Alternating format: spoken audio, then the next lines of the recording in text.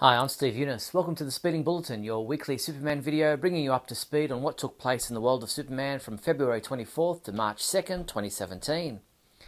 Our top news stories this week included Batman v Superman receives 4 Razzie Awards, Rahul Kohli is cast in a role for Supergirl, and the Speeding Bulletin is changing release days. Let's check out these news stories and more in this week's Speeding Bulletin.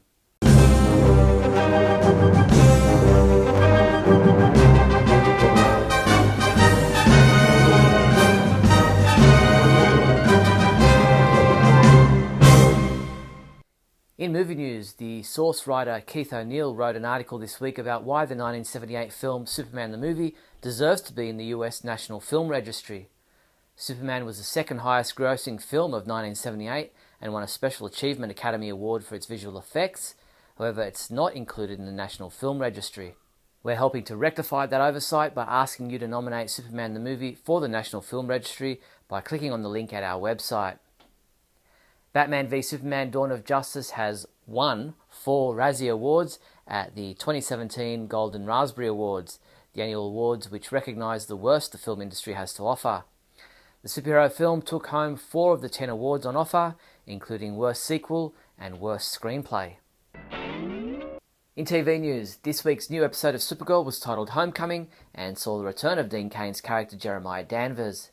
Our own T.A. Hewitt submitted his review of this episode, saying, "The latest instalment of Supergirl is a solid one, even if it left this critic wanting for more in substance," and he gave it a 3 out of 5 rating. Executive producers Jessica Queller and Robert Rovner took us behind the scenes of this latest Supergirl episode in a new video. Kara and Alex are so excited, of course, that their father is home and they have this wonderful family dinner. However, Manel throws a wrench into things when he has suspicions about Jeremiah. Why is it so hard for you to trust him? Why is it so easy for you? Because he's always protected me, at great cost. Hey, he also lived with your enemy for years. They forced him to keep Henshaw alive. What makes you think that they're not forcing Jeremiah to do something now? Kyla Lee, who plays Alex Danvers on the Supergirl TV series, participated in a live Q&A video chat on Facebook earlier in the week. Here's a snippet from the 15-minute video. My favorite thing about Alex is her strength, and it's her, the fact that she can be strong and vulnerable, and she loves ferociously, and that's very much like I do. And she can kick people's butts, which is really great as well. The CW released the official trailer for the 15th episode of Season 2 of Supergirl. Check it out. Cadmus stole the alien registry. They're abducting everyone on the list. Cadmus is gonna slaughter them. I can stop them, but only with your help. Innocent people will keep disappearing. Where's Cadmus? You're the only Superman we need.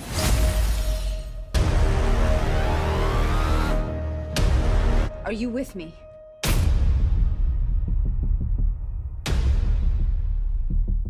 Titled Exodus, this episode is scheduled to air on Monday, March 6 at 8 p.m. In a new interview with comicbook.com, executive producer Andrew Kreisberg gave us a little further insight into the role Terry Hatcher will be playing on upcoming episodes of Supergirl.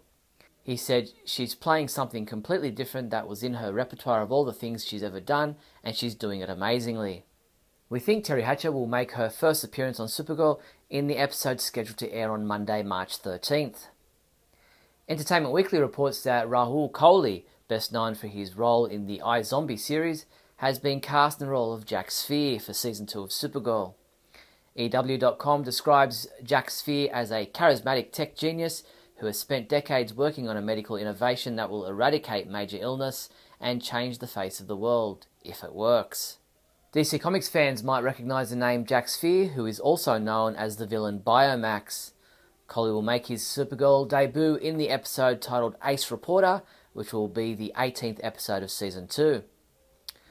While fans were treated to a fantastic Invasion crossover between the 4 superhero TV shows on the CW, Supergirl, Arrow, The Flash and DC's Legends of Tomorrow, the crossover wasn't truly a 4-way crossover, with the Supergirl episode only tangentially included in the event. Executive producer Andrew Kreisberg explained, "Next year we're hoping to do a true 4-way crossover," adding, "Now that we've gotten the early pickup and we've started designing the seasons, it will make it a little easier."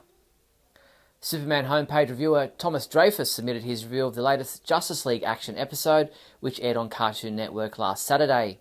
Titled Under a Red Sun, he called it a fun Superman story with a neat excursion into the fourth world material, and he rated this episode a 4 out of 5. A new DC All Access video took us behind the scenes of the Justice League action animated series with producer Jim Krieg, who gave us a look at a clip from this Saturday's episode. Ha! Gotcha, Beetle! Huh? Aren't you supposed to be guarding the tower? I am. For someone who hasn't seen it, can you briefly explain what is Justice League Action? Justice League Action is all of your favorite members of the Justice League, and some you've never heard of, and some of your least favorite members that we're going to reinvent into your favorite members. And we drop them into a Cuisinart, and we spin it around, and we bring it back up into a kid-friendly, family-friendly action show that also has ample scoops of comedy. How was that? I just made that up. Later in the week, Cartoon Network shared 2 more preview clips from Playdate. When the Justice League Watchtower is invaded by Toyman and his army of toys, Cyborg, Wonder Woman, Superman and Batman are turned into players in a twisted version of a fighting game, and now Cyborg will need all his gaming skills to get out of this one. This episode is scheduled to air on Cartoon Network in the USA on Saturday, March 4th at 7:30 a.m. In comic book news, Patrick Gleason, co-writer and artist on the Superman comic book title, chatted with DC Entertainment's Jason Inman about this week's Superman number 18 and the start of the Superman Reborn saga.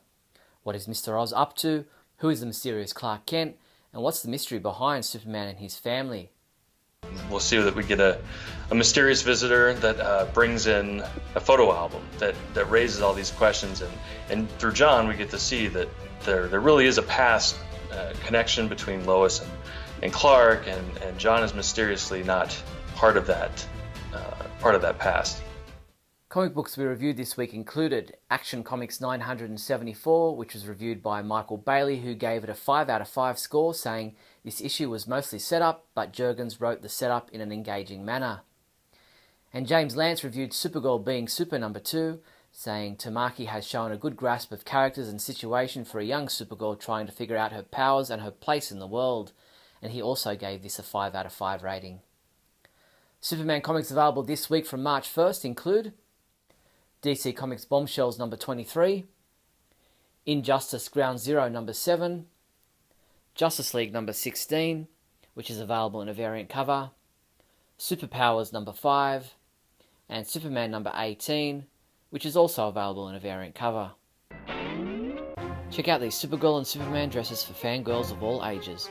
Get this Supergirl purple tutu dress with bow back from just $13. Or how about this Ruby's Women's Supergirl cape dress for $20.32. These and other Superman and Supergirl dresses are available from your one-stop Superman shop, the Superman homepage online store at supermanhomepage.com/shop. In other news, Lois Lane is set to return in Lois Lane Triple Threat, the third book in the series by Gwenda Bond, in May 2017. Entertainment Weekly has published the first 2 chapters of the upcoming book at their website. This third book follows on the heels of Lois Lane Fallout and Lois Lane Double Down, excellent stories about the adventures of a teenage Lois Lane. You can pre-order Lois Lane Triple Threat from our online store. From fighting zombies to fighting Superman, in a new DC All Access clip, we get to dive into the world of Injustice 2, getting advice and info on some playable characters from NetherRealm's Tyler Lansdowne. Supergirl has a teleport, she's faster. She's really, she focuses a lot on zoning her opponents out with her eye lasers. Atrocitus is just a big, beefy bad guy who likes getting in there, grabbing you, throwing you, but he also has, my favorite part of Atrocitus, he has Dexstar, his little cat buddy, who's also a Red Lantern, who can throw fireballs and do all sorts of stuff. So you have a kind of a teammate you can tag. You can pre-order the Injustice 2 video game for the PlayStation 4 and Xbox One for its May 16th release from our online store. DC Entertainment posted the 5th episode of Season 2 of the DC Superhero Girls online animated shorts. Titled Seeing Red, a red kryptonite loose at Superhero High brings out everyone's mean side.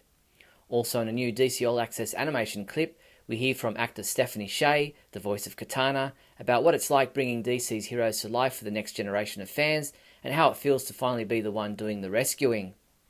So, voicing Katana is a huge honor for me because growing up, I always liked kind of superhero stuff and comic book stuff, and we'd watch things and it would be like all these guy characters and then one female character. So to be part of like a franchise that is focusing on girls and girl powers and so many different female characters, it means a lot to me.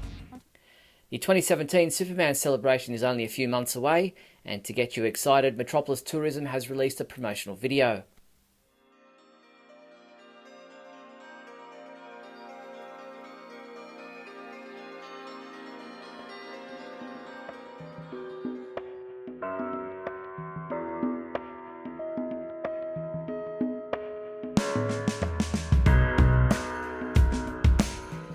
The 4-day Superman celebration will take place in Metropolis, Illinois from 5 p.m. on Thursday, June 8th and run through until 2 p.m. on Sunday, June 11th. Stay tuned for some exciting announcements over the next few weeks. The Superman homepage Super Trivia Quiz has been updated for another month. The 3 questions we're asking you this time around are: what role did Dean Cain play on the Smallville TV series? What role did Terry Hatcher play on the Smallville TV series? And what role did Helen Slater play on the Smallville TV series? If you think you know the answers to all 3 questions, come by the site now to submit your entry. You'll find the Super Trivia Quiz under our Favourites menu. Before I finish off, I wanted to announce that the Speeding Bulletin videos will now be posted on Wednesdays instead of Fridays starting next week. Ever since we began way back in October 2007, these videos have been released on Friday. For 640 episodes, we've been recapping everything that took place from Friday to Thursday. It just made sense to finish off the working week with a recap of what took place over the previous 7 days. However, comic books are released on Wednesdays, so my thinking is that maybe it would make more sense to use the comic book week as the basis of our reporting. So we'll now release our videos on the same day that comic books are released, recapping the news that took place from Wednesday to Tuesday of a given week. As I said, this change will begin next week. So for now, that's all the news there was for the week February 24th to March 2nd. I'm Steve Younis from SupermanHomepage.com. See you next Wednesday. Great Scott. Great Scott. Great Scott.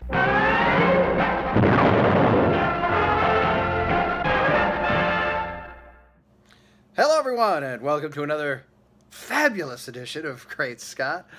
I'm Scotty V and thanks for watching. So I am away in Massachusetts, so you won't see any captions this week, but I did want to talk about, it seems I've been seeing on social media over the last week or so that Supergirl hit its lowest ratings ever with the premiere of The Voice happening, I guess, last week. And the problem with an article like that is it's a little bit misleading in that any show, and probably all shows, lost ratings due to the premiere of The Voice, but it's also a show on the CW, and it's also lower ratings than any other network just because it's the CW.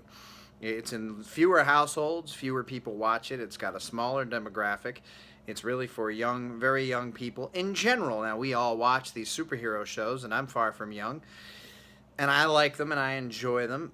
I don't think it's time to really get excited. I mean, I guess we could hear bad news at some point if the ratings aren't what they want, but if you look at all of the superhero shows on the CW, starting way back with Smallville, none of them ever really had giant ratings, although Smallville once had over 8 million people watching, and none of the shows now have that. They're around 3 million, 4 if they're really lucky, and usually around 2.5, something like that. Arrow has stayed in about the 2 million range or so for most of its run, and it's still going just fine. Supergirl's around there most of the time. Flash is sometimes a little higher, closer to 3, maybe a little over 3. I don't have the digits in front of me, but I've looked at them previously, and what I can tell is that the ratings are never giant ratings. You're never going to see 8, 10, 12, 15 million on the CW, and it's hard to even get that on the big networks now because there are so many choices for people to watch. I think, I've been hearing things like, Mon-El sucks, we're not going to watch anymore, it's cheesy, we're not going to watch anymore, until they do away with Alex's storyline, we're not going to watch anymore. And the thing is, it's an ensemble show. Yes, it is called Supergirl. Yes, it is about her adventures and her life, but her life includes other people. That includes Wynn, that includes James, that includes Alex. That includes Jean Jones, and now Megan. That includes Mon-El. And it's going to include other characters as the series goes on. We have the Terry Hatcher and the Kevin Sorbo thing coming up. We have Dean returned recently. We got that thing going on. We have Eliza, who comes once in a while. We, of course, have Snapper, who's there. And I assume we're going to see Callista Flockhart again in a guest starring role every once in a while as well. So it is an ensemble show, and you will see these characters having continuing stories. I think Alex's story is touching. I actually like Mon-El, and I think they have good chemistry together. A lot of people say they don't have any. Could be the same people who were either Lana and Clark shippers or Chloe and Clark shippers on Smallville, in that they wanted to see her with either Winn or with James, and now they're mad that there's this Mon-El around. There is a question of, just like with The Flash, so many people having superpowers and new superpowers showing up every week. Flash supposed to be the fastest man alive, but it seems like everybody's faster. All the bad guys and even Kid Flash and other people seem to be able to hold their own against him. And you kind of have the same thing going on with Supergirl. There's an awful lot of superpowers. Now, when people give me that argument, I do say if you've read the comics over the years, you'll see that almost every week there's a super or some sort of a villain who's got powers, a meta-human.